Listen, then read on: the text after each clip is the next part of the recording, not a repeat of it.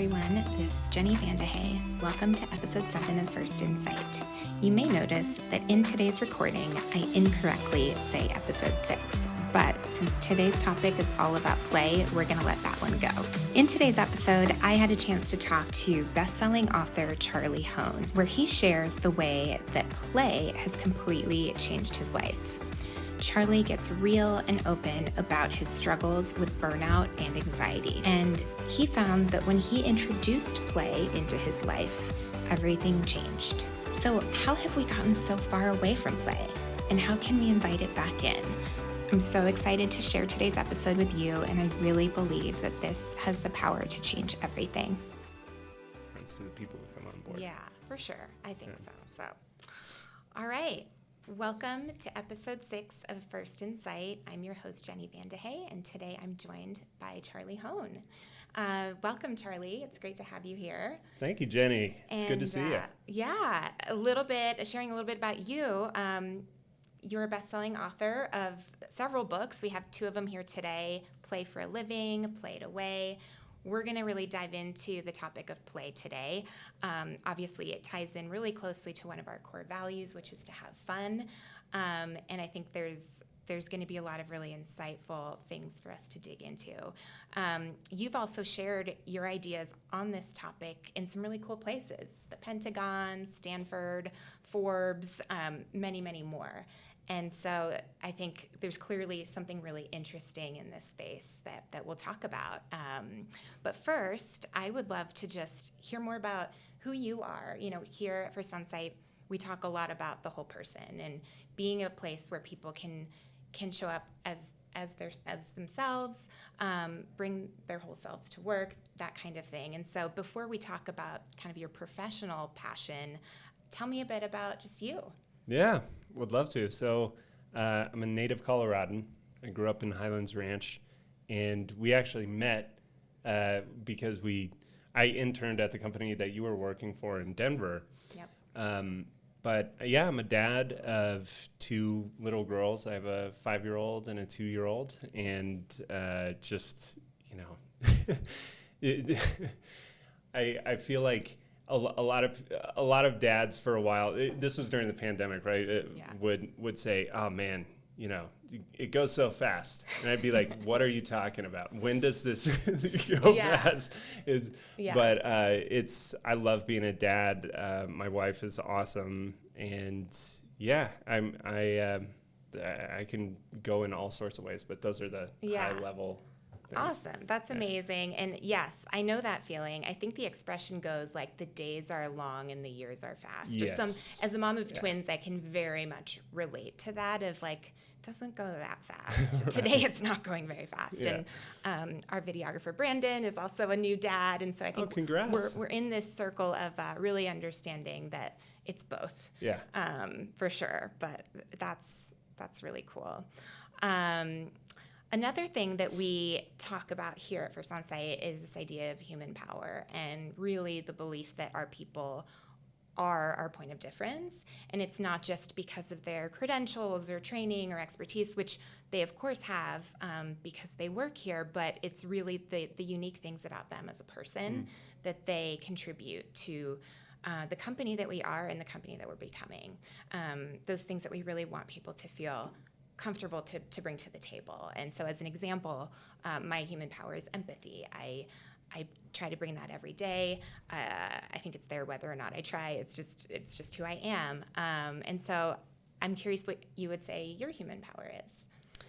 Yeah, so a few years ago, I would have answered this totally different. But I went through an exercise at our company called Strengths and Obstacles. Mm-hmm. And what we did is there would be one person sitting in the chair. The rest of the company would be in a circle, and they would just start shouting out that person's strengths. Mm-hmm. And so it was a very eye-opening experience for me and everybody who does it, because the things I value about myself, or I assume other people had valued about me, were completely wrong. It was lowest on the list. Wow. And what came up, which I would have never acknowledged, was kindness. Is just people enjoy being around me because I make them feel comfortable, which is like, I would have never acknowledged that about myself, but I would say that came up the most. I love that so much. I mean, my brain immediately goes to we should have a month where we don't write our own human, because we have our sign on our door that we can fill out, where we have to write someone else's. Totally. Yeah.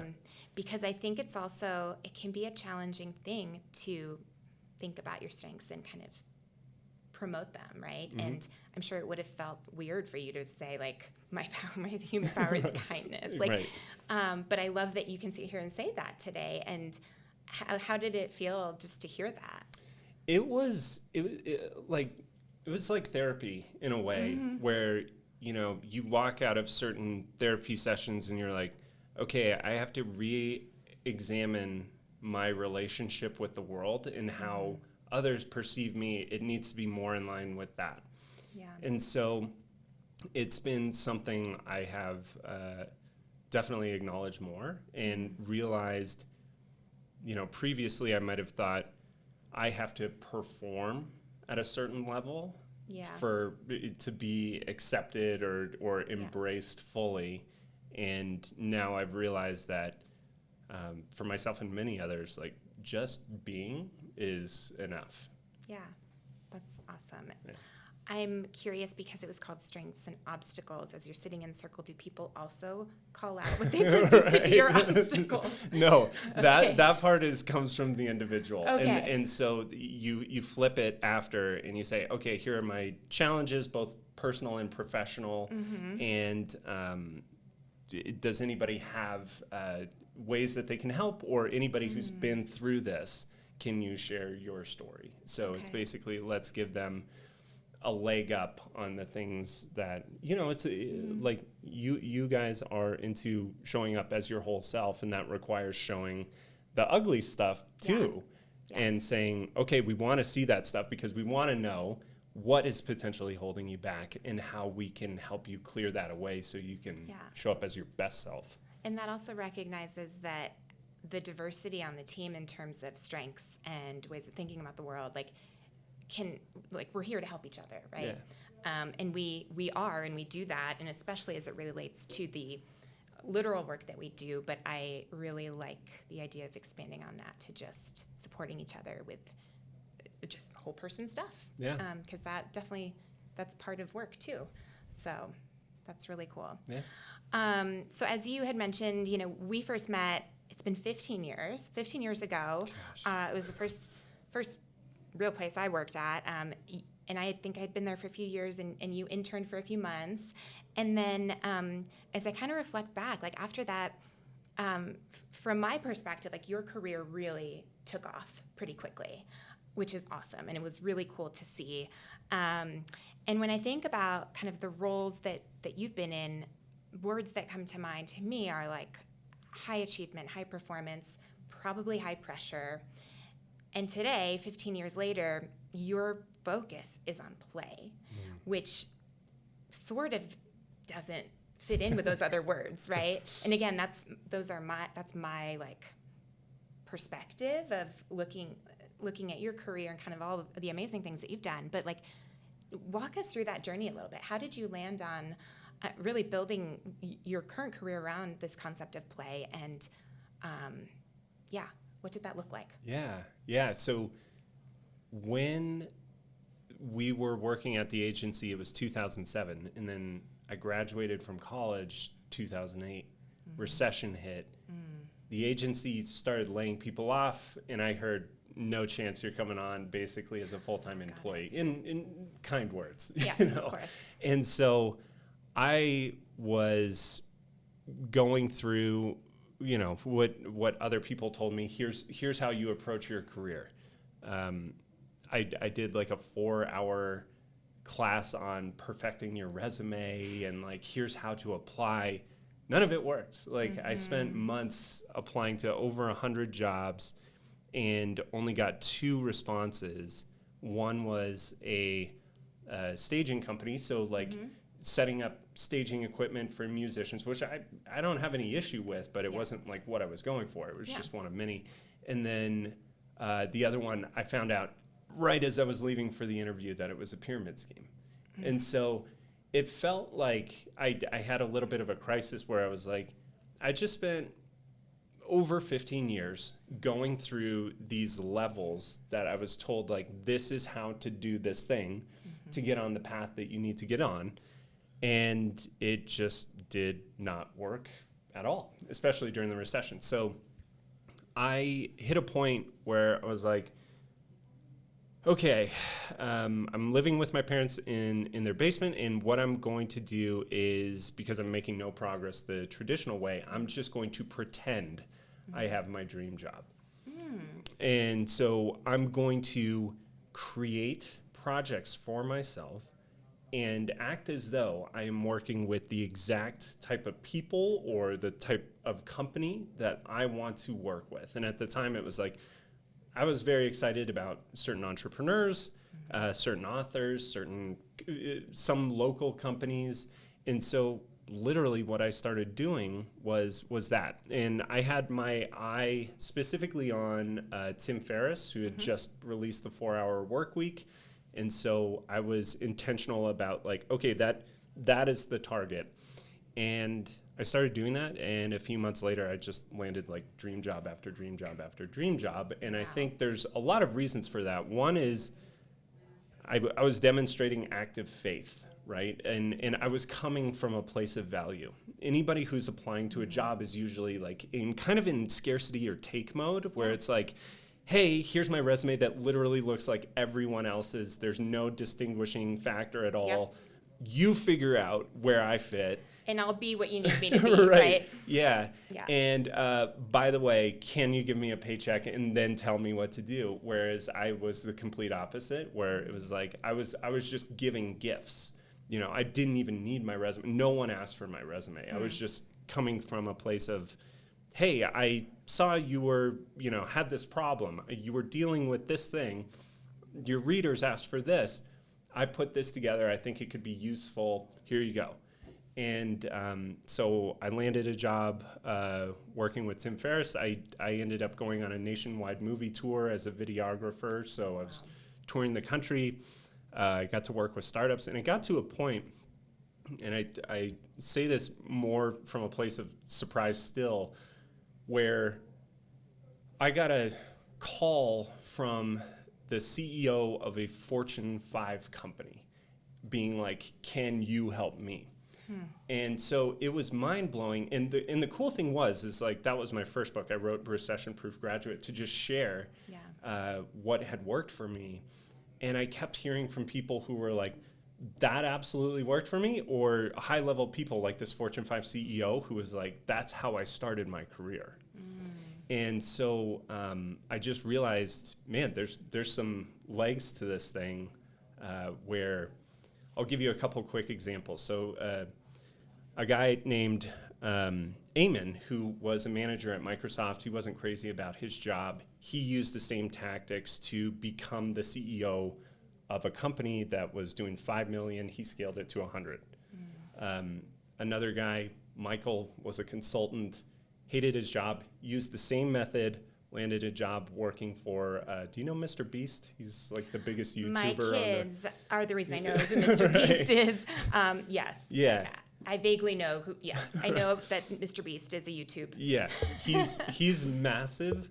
And he got, paid 6 figures to run his philanthropy channel. And, I could list 50 other stories, but that tactic just really worked. So that's incredible. And I mean, just to like pause and reflect on that, it really sounds like when you were not having luck going the traditional route, it was really like, let me then just pay attention to what matters to me, what I care about, what lights me up, and put that out into the world.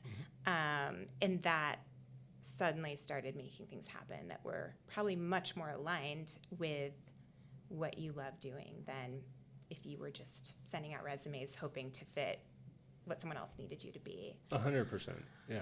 I think that's really powerful. It makes me think a little bit of, when we talk about culture and candidates, we have started really focusing on culture add. It's not like, here's what you need to bring to fit in here, but asking the question of how will you build or add to our culture? And I think it ties into that idea of we really see that when people are allowed to bring their passions and do what they are good at, everything is so much better. And you were essentially doing that for yourself, right? It was, I'm not going to force myself to do the 4-hour resume technique because that doesn't work. I'm going to do what I naturally gravitate towards, and people saw value in that. And I think that's something that translates for everyone in terms of the importance of really knowing your strengths and knowing your passions. Yeah. And pursuing that. Totally. And to go back to your strength of empathy, it's really coming from that place as well, too. Yeah. Because if you're wanting to work for somebody, the best way to do it is to start from a place of empathy and being like, I took the time to fully dive into what it's like to walk a mile in your shoes. And I know where you're headed. I know what you're going through. I know what you're trying right now that is working and what's not working. And here's how I can help you get to where you want to go faster. Yeah. Most applicants are not going to do that because we've all been kind of conditioned, hey, this is a numbers game because it's one-click application and all this nonsense. But that just doesn't work. I read this great quote the other day that was like, the world punishes the vague ask and rewards the specific ask. And I think once you're clear on what you can provide to the people that you want to work with, doors open. Yeah. Well, I think it's also a little bit of, when there's a job description put together, it's always based on what we think we need, right?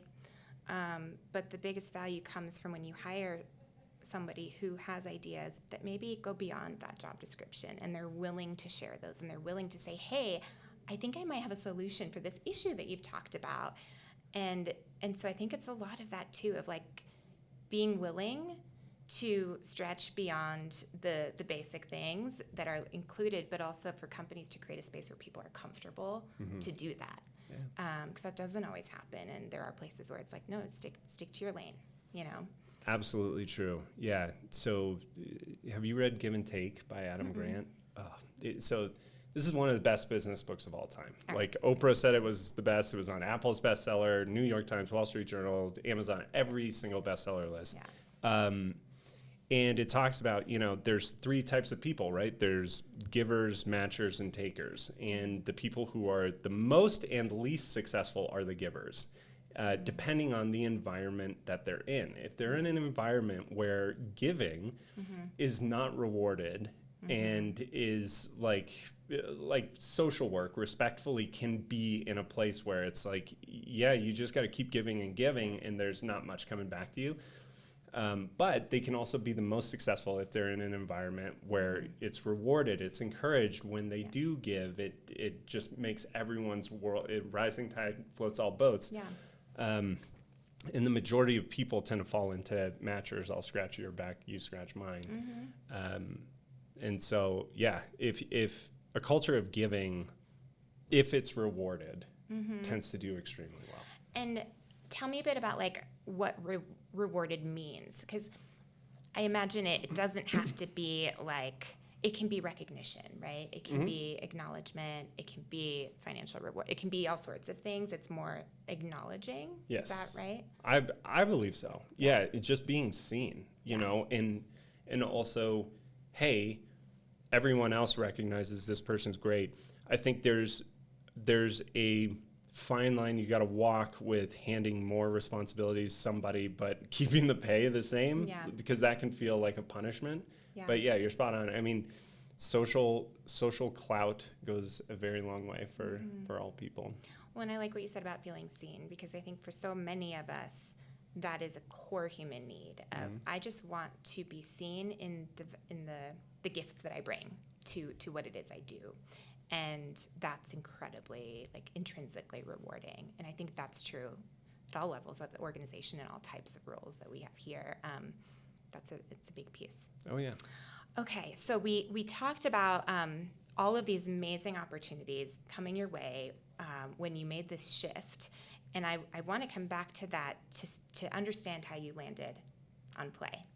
because we haven't even dug into that I yet. know, I know. So let's keep that journey going. Yeah. Yeah. Yeah. So what happened was, I think what a lot of folks have experienced, which is I was in a job that I really loved and I was really proud to be in. The focus started to shift for me internally to getting results, bringing in money. Yeah. It became very almost exclusively goal oriented. And there were a handful of things that happened. So one was I was put in charge of producing an event. It was like a next generation publishing type of event where 130 people were coming from all over the world. They paid $10,000 to be at this event. And I think I was 23 at the time. So I was like way in over my head. And fortunately, I got help from my friend Susan Dupre. She's like this world-class event planner. She helped Steve Jobs launch the original iPhone. And she was kind of guiding me through this process, but it's incredibly, I have so much love and compassion for event planners because that is not an easy job. And there's so many details. And so as the event was approaching, I secretly ordered this brain drug that's basically very similar to, if you've seen the movie Limitless, it's like that kind of drug. I haven't seen it. So okay. So Bradley Cooper in the movie, basically, he becomes limitless with this brain drug. And so it's not exactly like it, but what the pill was designed to do was help military fighter pilots stay awake. And it is now prescribed to people with narcolepsy to prevent them from spontaneously falling asleep. Wow. And so I took this pill for 4 days during the event. And bear in mind, I was in San Francisco during the era of Uber just came out. Facebook had just acquired Instagram for $1 billion. And so it was kind of this high stakes startup type of environment. I stayed awake for 4 days, slept a total of 6 hours. And at the end of the event, I got a standing ovation from everyone there. And I was getting approached with a very weird question to me to this day still, which is like, where do I find a Charlie?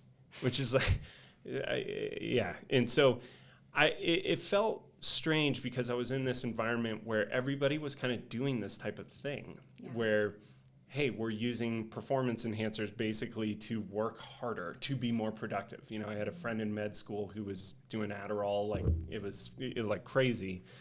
And after that, I was understandably completely and utterly exhausted. And I think it's easy to confuse that with burnout. Yeah. I was just exhausted. I was totally drained. And what happened after that was what ultimately led to the burnout, which was, I had a talk with Tim. I said, hey, I need some time off. The reality was we were just starting his next book, The 4-Hour Chef, and had some other stuff that started pretty much right away. And I asked for time off. He was like, hey, if you can get through this next book with me, I'll double your salary, which I was like, whoa, amazing. So I started back at work. I didn't feel myself. And then 3 things happened. A close friend of mine attempted suicide. A family member died. And the 4-Hour Chef deadline got pushed back 6 months, all within 48 hours. And so it was like this huge emotional blow for me. And I took a week off just to kind of figure out what I needed to do. And I was a mess, Jenny. I was a total physical and emotional mental health mess. And but I decided I had to quit. And so I went and met up with Tim. I was shaking because, I was like, am I going to burn a bridge here? Am I ruining my career with this move? But I just had to quit because I was a mess, and I couldn't see myself getting out of that anytime soon. So how I ended up on play is I spent the next year and a half trying everything to get myself out of that state. That's a long time. Yeah. That was like almost my entire focus, with doing some client work and stuff on the side to kind of keep me afloat. So I was doing meditation, every form of therapy you can list, different types of exercises, diets, flotation tanks, psychedelics, I did a 6-week course for men specifically who are struggling with anxiety and burnout. Extended fasting, prayer, volunteering, like you name it, I did it. Yeah. And including pharmaceuticals that were prescribed to me, literally nothing worked. And stuff would work for like a few hours or maybe a day, but I always felt like I was in this state of internal living hell where I was like afraid and tired and serious all the time. And I'd never experienced that before, where suddenly I was like afraid of interacting with people, even friends. Like my hands were shaking all the time. I was afraid I was going to be attacked, or arrested. Like all of a sudden these paranoias are coming into play. And it was exhausting and embarrassing. Like I was ashamed of it because it was like, my life on paper is great, but internally I feel absolutely terrible. And I remember it had gone on for a while, and my girlfriend at the time, she said to me, Charlie, what happened to you? Like, you're not the guy that I met. What happened? And it was the first time I was like really honest with, somebody who was close to me. And I just said, I feel dead inside all the time, and I do not know how to fix it.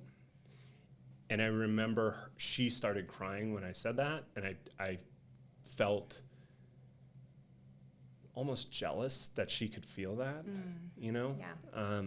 because I couldn't. And you were just like beyond feeling. Yeah. And so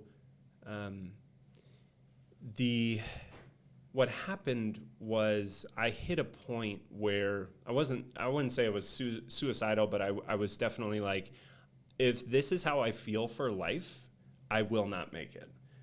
But I was very dedicated to, I know I got myself into this, and I am determined I can figure out how to get myself out. I just need to, so I read every book. Nothing worked for a long time. And then I just happened to come across a book at my friend's house. And this is a best-selling author. He literally has, I think, over 10,000 books in his place, like just an enormous amount. And I came across this title, and it said Play by Dr. Stuart Brown. And so I sat down and read this book in one sitting, and the book is about why humans play, why mammals play, what is the evolutionary benefit of play, why do we do it? And I remember laughing as I read the book because I came across these quotes that just hit me so hard. It was like the opposite of play isn't work, it's depression. And this other one that said a lack of play should be treated like malnutrition. It's a health risk to your body and mind. And what I learned from that book was humans are literally hardwired to play. We are designed to play throughout our entire lives, that it is not meant to just be for childhood. This is meant to go till we die. The hardwiring is there, like right next to sleep and sex, and it is old primal because it allows us to learn for our entire life. It allows us to bond and truly connect with others and form deep, meaningful relationships. I mean, play is the number one habit of a joy-filled marriage. Playfulness is the number one most attractive trait to both sexes. And so because play communicates to women in general, the man is safe. Play communicates to the man, she's vital, she's lively, So it's these deep things about play that are so embedded in the human experience. And I realized after reading that book, oh, I've completely gotten away from that. Like, Yeah. I am not this person that I am right now. I have completely stripped my life of play, of spontaneity, of discovery, of leaning into the moment and creating something fun and joyful rather than dreading it, Yeah. because life had felt like it was a prison. Like exercise was like, getting on a treadmill and like grinding it out. Right. Work felt like, oh, this is like, you know, almost like slavery. Love felt like an obligation. Like everything had just the joy stripped out of it. Yeah. And so I did an experiment. I was like, okay, this is maybe it. This makes the most sense to me of anything that I've come across. And so the next day, somebody emailed me and said, hey, do you want to go grab coffee? And I wrote back, why don't we go play catch at the park instead? And we did that. And I came back from that with a feeling that I hadn't felt in many years, which was joy and lightness. And I felt when I returned to my work, it came a little bit easier. And so it was like that indication that I needed to kind of double down on that, do catch meetings now, play home run derby on the weekend. And then I signed up for improv comedy classes, which like sounds like a nightmare to somebody who's struggling with anxiety. But improv I found to be so spiritually harmonious for me because improv really is the rediscovery and relearning of play. Kids are perfect improvisers. Perfect. Yeah. Like they nail it. Adults tend to be terrible at it. They have to relearn what it's like. Like if you hand a kid nothing and they're 4 years old and you say, here's a present, they will take it and they will say, thank you so much for the sunglasses or whatever. And they'll put them on, and like, that's perfect. Yeah. They say yes to everything. They're like ready to lean in and explore. Adults do not. Adults do a lot of like, no, or yes, but, and so. And sometimes it's for no reason other than we're so programmed, right?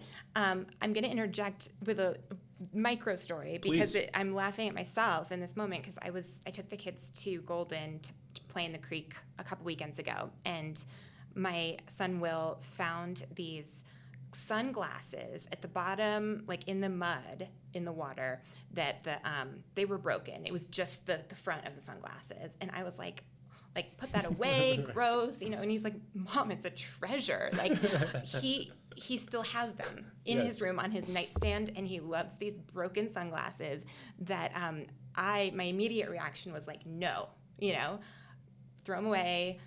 Where it's plastic, who cares, right? But to him, that was like the highlight of that whole day was finding his treasure. Yes. And that was joyful for him and continues to be apparently. So. Exactly. Yeah. Perception, right? And so and we tend to project our worldview onto our kids, right? Like you see very often like parents who are like, okay, let me set them up with a play opportunity, and they make it into this whole complex thing when the kid's like playing with the empty cardboard box that this whole setup came in. It's like, it's very simple. My 2-year-old and I played with a balloon, just hitting it up back and forth for like 30 minutes the other day, and it's like doesn't have to be hard at all. And so anyway, after like what I found was all of a sudden there was a looseness and a lightness and playfulness to all of my interactions. And instead of mechanically going to buy groceries, for instance, and like not interacting with the cashier, I remember this moment. It's a silly story, but it was like this pivotal thing for me, where I saw the cashier was kind of in that mode of like being serious and kind of mechanically going through. And she asked for my credit card. I handed it to her, and just as she reached for it, I pulled it away. and like, and just like, she looked up at my expression and she saw I was like joking, and it just like broke her out of that. Yeah. And there were so many instances where I was like, wow, I'm finding myself kind of pulling little practical jokes again, and just approaching life different. And what was fascinating about it to me was I found myself suddenly surrounded by playful people all the time. By changing my state, all of a sudden it like changed, it gave them permission to interact with me on this much more fun, pleasurable way. And work no longer felt like work. It felt like play again. It felt like this is a thing this is the game I choose to play and master and have freedom in, and get to connect with people on.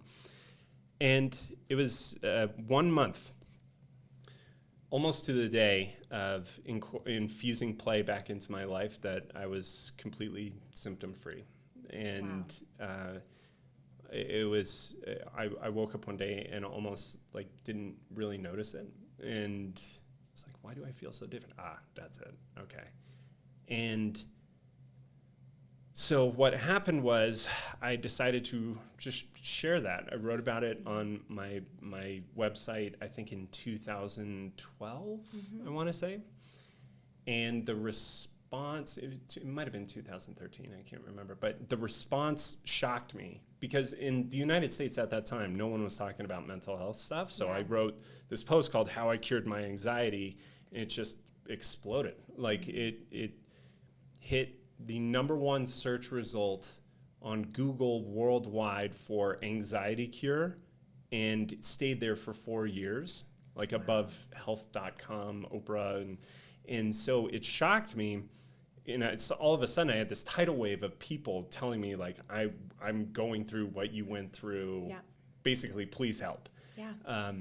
And so that's why I decided to write Play It Away, was because it became clear to me that, this thing that I was embarrassed that I went through, it's very clear a lot of other people are struggling with this now. Yeah. And so that's why I wrote that book. It was to help folks struggling with that. Yeah, that's incredible. And I like that, like, beyond some of the obvious ways we can play, right? Playing catch in the park, so much of what you were described were really just how you show up in interactions with people. And as I think about how we incorporate play into our day-to-day, we're pretty good at playing. I mean, as a culture, as a company, we love spending time together, and we do a good job with our core value of having fun. And I don't know that we've ever thought about it in the way that you're talking about it, which is those are separate, right, from the work day. It's an outing with your team. It's a company picnic, and that's super valuable. And what if we introduce play into work, so it's not separate or to make up for the stress or monotony or hard work, which all happen, right? But how can we infuse this into our daily interactions? Yeah. It could be a matter of seconds, right? And so I think there's something really fascinating there. So I'd love to even talk more about that. What does work-play integration really mean and look like? Yes. All right. So I love this topic. Yeah. So a lot of confusion comes from play at work, right? Because the assumption is, okay, we need to have happy hours, or we need to have a slide in the office, or a ping pong table that no one uses. It's like this ornament that says, we value this, but we don't really do it because, and so that's not what I'm talking about at all. It's really just like work versus play. There's no boundary there because it's all life, all of it. And how you approach one thing can be how you approach all things. And so how you approach play can be how you approach work as well. Yeah.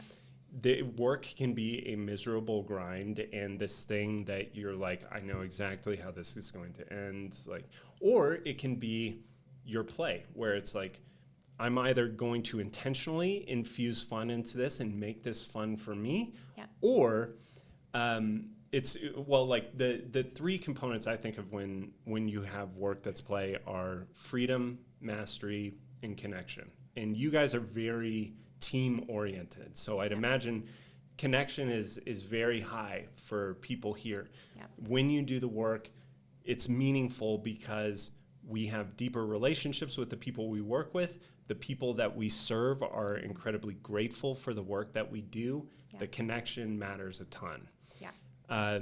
Mastery is the game that you've chosen to play and get good at, right? Yeah. So I've been editing video for like 20 years, and I love it. I think it is so fun because it's just endless levels of mastery. Like there is no time I've sat down and edited something and been like, I wonder if there's a better way to do this. You know, like it's just fun figuring out. It's like a puzzle. And I would assume Yeah. that a lot of people who work at First Onsite, when they've done their work, it started from a place of, oh, this was play, like helping or putting things back together or, you know, restoring things. Yeah. That maybe, I bet they could trace it back to an early memory where they're like, that was play for me. It started as play. And play is actually the number one strongest form of motivation. It is the most powerful because it is the work itself. A lot of people think it's like purpose, like you got to start with why, and it's like, no, actually, you have to start with the work itself. Yeah. So there's mastery, connection, and then there's freedom. Does the person have the ability to approach the work how they want, how they believe is best, in the way that they want to do it? And I think a lot of the great resignation during the pandemic came about because people experienced freedom during the pandemic, and then the employers tried to take it away. Yeah. And they're like, no. Yeah. You know, I do better work on my terms, not on yours. Yeah. And so I think of those as like mastery is play, freedom is the playground, and connection is your playmates. Like the people that you serve and the people that you work with, are you able to form these authentic connections where you actually can become friends? You do like admire and respect them. Yeah. And so, which by the way, like Play for a Living, this book came about because what I saw over and over was, wow, the people who've like truly shaped society and culture, the people who've changed the world, all seem to look through this lens of my work is play. Yeah. From Warren Buffett to Plato to J.K. Rowling to Steve Jobs, like you name it, they were, Mark Twain said it best, when we talk about the great workers of the world, we really mean the great players of the world. Yeah. And so I made that book because it struck me that if we can actually successfully dissolve the boundaries between work and play so that the vast majority of each moment at work and in life feels playful, then we are setting human beings up to be their best selves, to show up in a way where they're not working for the weekend, waiting for next vacation. You know, a lot of people literally work for retirement to escape the work at a future point. Yeah.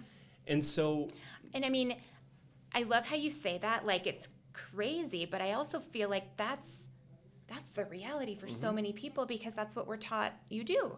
yeah. That is part of the path, right? Yeah. And so it is like, on one hand, crazy that we kind of are told to put off play and joy, but I think it's also like, let's just acknowledge that that's very much the world that we're kind of in. Totally, Yeah. absolutely. And I do not want to take anything away from the very real economic pressures that people feel, Yes. the emotional pressures they have put on them, either from the outside or the inside, and also inertia. Like if you're stuck and you have just been coasting that way, it is hard to move that rock, right? It is hard to break out of that. So I don't take anything away from it. There's zero judgment from me. It's more just as I've studied it and looked at the research, people are at their peak performance when they are at play because they're able to immerse themselves in flow states. Their morale goes up, their energy goes up. Engagement is automatic. If you are at play, you are automatically engaged. Like you are literally in the process of discovery and having fun and being joyful and connecting with it. Like you cannot not be in the moment in those circumstances. And what I'm really loving is that this does feel really accessible and inclusive because it's a choice. Like, do I choose to show up in a playful way today? Yes. Do I choose to find joy, or do I choose because I'm told that work is work, and it's almost, we're told work and play are separate, right? So many of the expressions we have kind of allude to that, but I'm actually going to choose to be playful at work today in a way that's true to me.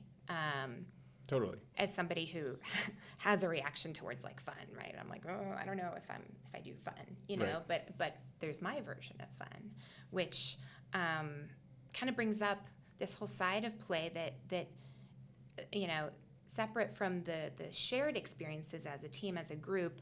Play can also be something that's very connected to your individual preferences or sources of energy and joy. In one of your pieces of writing, and I don't remember which one, but you had mentioned you had kind of identified 3 or 4 key things that you knew you had to be able to do or find in any work role that you would take on. Is that ringing a bell? Yeah, I think that is typically the freedom, mastery, connection, and probably purpose was looped into there as well. But I just want so much has been dedicated to purpose that I think like we're good for a little bit. Yeah. I think there needs to be more emphasis on the play and also redefining it in a way that's like, look, you can be a professional and still play. Like the top performing professionals identify as players. Yeah. You can too. And I think going back to the inclusiveness of it is a lot of something I found that was really interesting is when reading the book Play by Stuart Brown is they found that when you deprive mammals of play, both in formative years and as adults, they become socially and emotionally crippled. They suddenly become afraid of their peers. They become afraid to explore their environment, to explore new possibilities, and they'll even lash out at their peers who try to, play with them. And I thought that is really revealing because I think a lot of people have fallen into that. When they've been deprived of play so much, they see the world more as a battleground or a proving ground where they have to perform rather than a playground, which is like how we're all born into. And so the environmental factors that prevent us from playing, it messes with our heads. So it's I do think both simultaneously it is as simple as a choice to, hey, you can approach the world as a frightening prison or a loving playground. That choice is up to you. And you can create that reality, as woo-woo as that sounds. But, and in either scenario, goals are still going to be there. There's obviously there's still demands of the work, right? It's not that we're saying instead of reaching goals, we're going to go play. That's not what we're saying. And so I think it's these things can coexist, and you can choose to be miserable as you pursue those goals. And it will probably be harder to reach them, or you can find levity and lightness in that experience and invite others to do that too. Yeah, totally. Yeah, so like a friend of mine, Hal, was a salesperson, and he became the top salesperson at his company. And for him, it was just like, I would just intentionally make my work fun. I would he was a very competitive person, and so he liked competing against himself to see how quickly he could get the work done. Yeah. And so, to your point, you asked, this is very individual, right? Yeah. I think a really helpful exercise that was really illuminating for me, that it was a life-changing exercise, was the play history exercise, which is where you sit down 5 to 10 minutes and you just write down the things that you used to do, the activities you repeatedly and voluntarily did when you were growing up, that no one was judging you, no one was paying you, no one was forcing you to do these things. You just did them. because it was you kind of exploring and having fun, discovering and learning and problem solving and all this stuff. What were those for you? And for everybody, it's different. Improv to me might be heavenly. For another person, it is absolute hell. Yeah. Dance to me is hell. My wife loves it, So one person's hell is another person's heaven. So doing that exercise, and then what I find to be very useful as well is then you write down like the heaven versus the hell for you. So what does my life look like if I continue depriving myself of these things and how I'm showing up both at my work, both for my family or my friends, and for my health? How does my life start to look as the years go by? Yeah. And then you write the heaven, right? Is what would my life look like if I was intentional about infusing these either as the means for detaching from work, my recess, or if it was baked into my work, if it was baked into my marriage and my relationship with my kids and how I approach exercise or whatever. Yeah. Write those two down and look at where your life could be going in either direction, and then that can kind of allow you to see, okay, this is a worthwhile path for me, or like how far away are you from that kind of ideal state? Because again, humans evolved in hunter-gatherer tribes, and every description of those tribes is like, they played constantly. How they approached life was super playful, gruesome at times, right? But like still, even in battles and war, like they still approached it as though it were a game, and that's how they got great at it. So that's a really important point, because I think the nature of the work we do, the reality is that it can be gruesome and gritty and exhausting and not glamorous or feel like a party at all, right? And we are not saying that those two things can't exist. We are saying that you can transform what that experience feels like and how you come out of it by remembering that you can bring this to it. Totally. Yeah. 100%. Yeah. I love that. So to kind of wrap up, I'd love to talk about just some practical takeaways for our team members, how to kind of nurture a culture of play. And maybe even starting with, like, for leaders, what does it look like to model this that feels true to that person, right? But that also gives people permission to join in that space. Yeah, love it. So leaders are both the most important people to model this, and they can often be the most challenging, right? Yeah. Because they got into that position of leadership very often by being serious, professional, taking on more responsibility, and just being hard-headed. And I'll start with a story from a CFO at a major IT healthcare company who reached out to me. And he read Play It Away, and he was like, totally changed my career and my relationships. He described himself before as a hard-charging executive who employees were afraid of because he viewed them in terms of numbers. You know, he was like, I was super effective, but people were kind of, very on edge around me because I was cutting things so the company could make more money. And outside of the house, though, he said, my relationship with my wife and my kids was very strained. And the way I would play or unwind was drinking cocktails by my pool.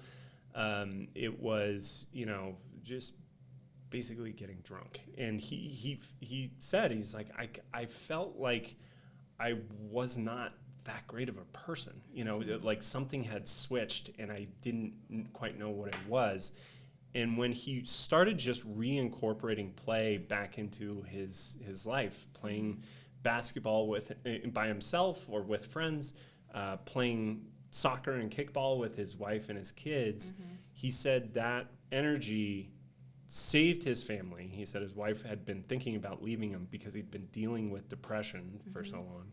It allowed him to stop drinking, but most importantly, maybe not most importantly, but importantly, when he showed up at work, he said his dynamics with people totally changed because he started thinking in terms of how can I build people up and stop thinking of them as like an expense.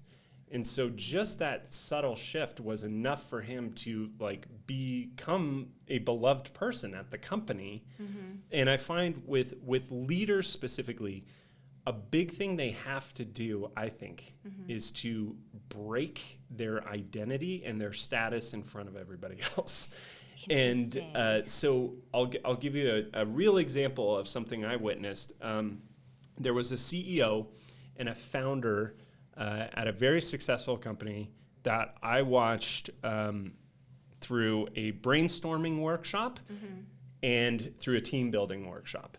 In the brainstorming workshop, the founder was like, he's the source of genius. Yeah. And as people are brainstorming, he's like criticizing the ideas in real time, which is like, that's the yes, but, or the no. Right. It's like, dude, this is a brainstorming session. We're trying to like just Expand, build, yeah. nothing but build. And then when it came to the team, and the CEO was just like, he observed, he asked questions. And then during the team building, which was like very much an improv exercise type of workshop, founder didn't come. The CEO did every single exercise in the team building where his status was lowered. He was on equal playing field. One of them was totally beloved, and it was the CEO. One of them people could come to and trust and open up with and joke around with. The other one, everyone was on edge around and afraid of. And it's like, who do you want to be at your company? Who do you want to be? Do you want to be the delicate genius that everybody is afraid of and looks up to? And it's only gratifying for you because you're the great one. I mean, if you watch The Last Dance, Michael Jordan was that way for quite some time, and he had to humble himself and become the team. And so it's like, who do you want to be? The guy who's amazing or the guy who wins championships? Yeah. When I also think sometimes that perception of status and distance just comes with the title, right? Even if, because I can confidently say that here, one of the reasons that I work here is because I just fell in love with the lack of egos, right?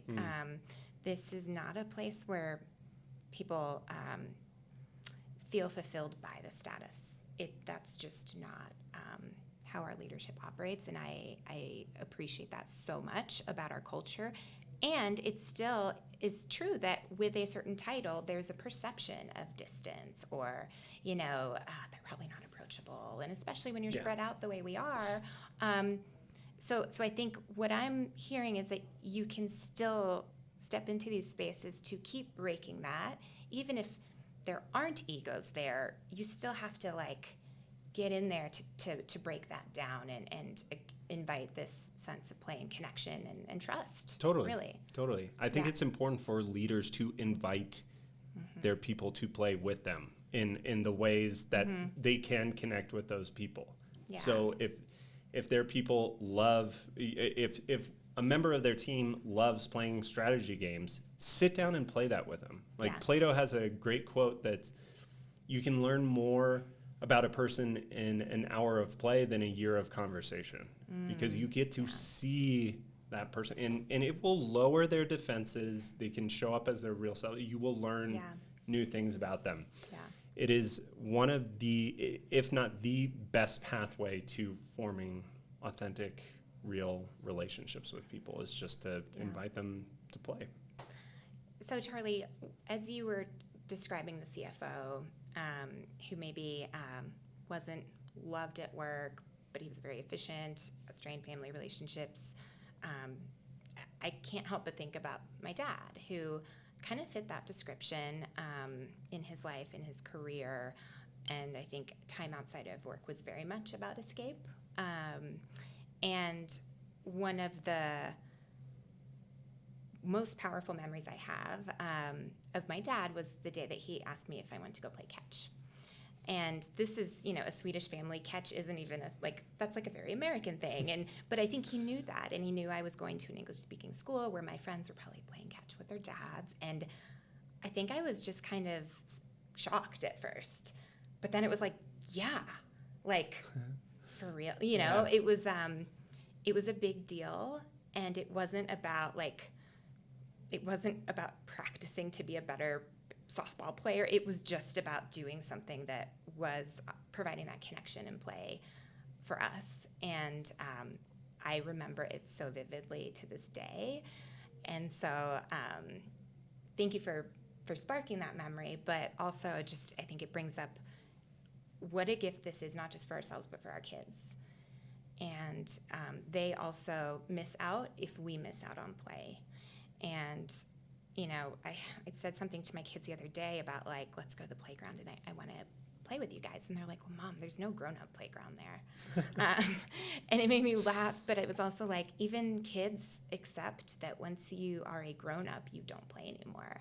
And that made me sad. And so I think it's just a really good reminder that it's not a selfish thing, right? It's also for our kids, and it means so much to them when we can get on the same level as them and just be silly and drop the roles a little bit. And I think surprisingly, it surprised me. One of the most things that I've written that people have really responded to is, if you struggle with playing with your kids, here are some tips. And because play is the language of kids. It is how they form connections with the world, be it through activities or other people.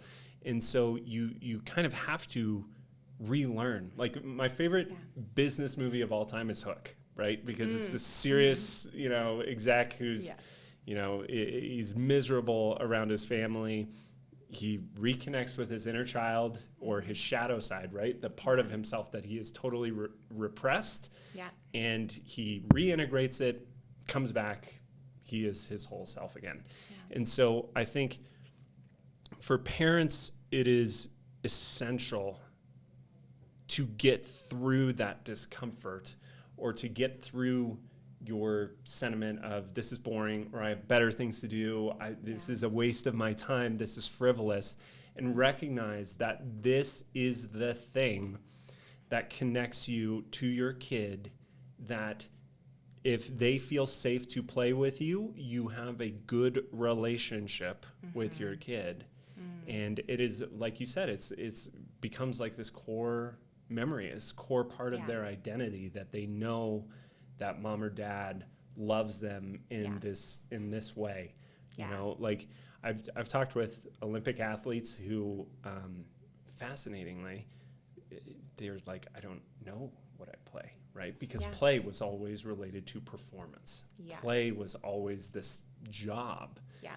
And so giving them the ability to freely play with you with no judgment, or just connection and joy, is a gift that lasts a lifetime. Yeah, I agree.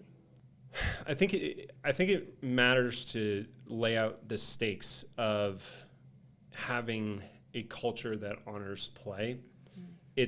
I don't think it's a nice to have, or wouldn't this be a cool way to have more fun around here, get greater results. I think it's literally going to be a matter of survival going into the future. Because if you look at the way the world is changing, a guy I know said this great quote. He said, if employers are afraid of the great resignation, wait until they see the great never applied to. Because the way the world's shifting, I believe, is setting up future generations to actually literally play for a living. How many more stories do we need to see of people who are like, I went for the thing that was totally fun for me, and I just shared it with the world. Yeah. And now that I'm impacting all these people, I am able to make a great living doing what I care about. Yeah. That technology is available to all of us now, right? Yeah. And so the companies that don't allow people to show up and have their version of play. The companies that don't trust people, they have to micromanage them. They have to take away their freedom or tell them, this is what you're going to get done. This is the script. Follow it. Don't break out of it. Yeah. Those companies are in trouble. Yeah. They are. They are going to have a tough time with retention or just keeping their people around, and attracting people. I think it is a necessary, and I see it as the future of work. Yeah, absolutely. And I think even as we move into more of a hybrid world, right, with people in person but also people remote, I think there's so many new ways that can happen and actually connect us when we're not physically connected. One of my coworkers who's in our New York office mentioned that New York and New Jersey have a Teams channel set up for Wordle, and every day they just connect and engage over the Wordle and who's figured it out, and right, such a small thing, but again, invites play, invites connection, and it's a seemingly small thing that helps that team feel totally together. Yeah, and so like to the team point, right? A lot of companies are like, we're a family, but you're not. You're a team. Yes. You are, and what do teams do? They practice. But every day at work is game day, unfortunately, for better or worse. There's not practice, really. And so if you look at play as practice from a leadership standpoint, I've seen sales teams explode their sales by dedicating an hour a week to doing improv games. I've seen leaders be able to think on a higher level strategically and solve multi-million-dollar problems by spending an hour a week playing strategy games. I have seen teams suddenly come together by doing team building exercises once a week. Dedicate some time to the practice of play to get the results that you really want. I love that analogy. Yeah, I love that. And then for individuals, for team members who are interested in kind of finding their version of play for themselves and how they can bring that to their day-to-day. I mean, I love the example you shared of the heaven and hell exercise, right? Any other easy ways that someone can just, spend some time on this and figure out something they can shift that can make a big difference? Absolutely. So the play history is the great place to start, but once you've done that, I do something I've done for years, which is an acronym, the POWER of play, POWER. It's just a daily routine that I check in with myself. It stands for play, outdoors, work, escape, relate. So I'll go through each one of those. Okay. Play is just starting at the beginning of the day. It is just the choice in how you view your life. Am I going to approach the world as this loving playground today? Am I choosing to engage in this way as best as I can? That's the start. Outdoors, get outside. Yep. It matters. And it has these side benefits, right? If you do it first thing in the morning, it syncs up your circadian rhythm, you sleep better. It's like one of the easiest things you can do to take care of your mental health, because you cannot be playful if your mental health is shot, and sleep is the highest on the list in resolving mental health issues, in my opinion. That and play. And then work is, when you do the work, can you be intentional about dissolving the boundaries between work and play? Can you make this into the game that you want to master? Do you feel free to explore new possibilities while you do it? And are you having meaningful connections with the people that you serve or the people that you work with? And so if you can dissolve those boundaries intentionally, Sean Acuff, a researcher, did a study where he just asked workers and employees to, there was a control group, be intentional about making your work fun. Just figure out how to make it fun. 40% higher productivity, 37% higher satisfaction. It's just the easiest thing before you sit down to work. How can I make this fun? What does this look like if it was fun for me and I was having fun? And then escape. we all need to psychologically detach from our work. I think this is one of the key things that leads to burnout. It's not so much the hours that you work, it is the complete absence of detachment from that work, right? Yeah. Because work can follow us 24/7. Yep. We can be working while we're playing because we can be checking emails, Slack messages. Yeah. Bosses can email us at 10 p.m. on a Sunday, all this stuff. So you need to detach, and that can be as simple as going on a 15-minute walk. It can be as big as what I did a year or two ago. I did 4 days in Crested Butte with no cell service, nothing, you know, wow. like I just sat in nature and went on hikes. But you need to detach from your work. This is where creativity really starts to burst through, is detachment. Yeah. And then relate.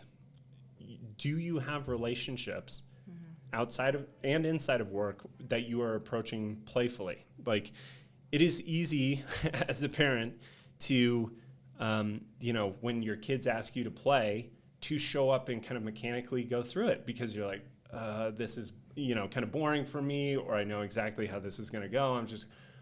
Or you can show up intentionally and be enthusiastic and in the moment and joyful. Yeah. How do you approach your relationships? Is it playful? Is it something that can foster true friendship or not? Yeah. And so that to me, I think, is the most powerful, is if you can make it into a daily routine that you just check in with yourself on, like, did I go through these things today? Cool. Your life will get better over time. No doubt. Yeah. I love that. It feels so actionable too. Yeah. And you can do a power hour as well. Like, you can squeeze all those things into an hour for somebody who's busy, and not like the college power hour of taking a shot of beer every minute. Yeah. Thank you for clarifying. Right. Yeah. No, this is great. Charlie, thank you so much for coming here today and talking with you about all of this stuff. I think it's really inspiring and gives me so much to think about as it relates to the culture that we're nurturing here and building, but I know that our team members will be really inspired and excited as well. So awesome. Really well, thanks so much for appreciate it. having me. This was great. So much fun. Yeah.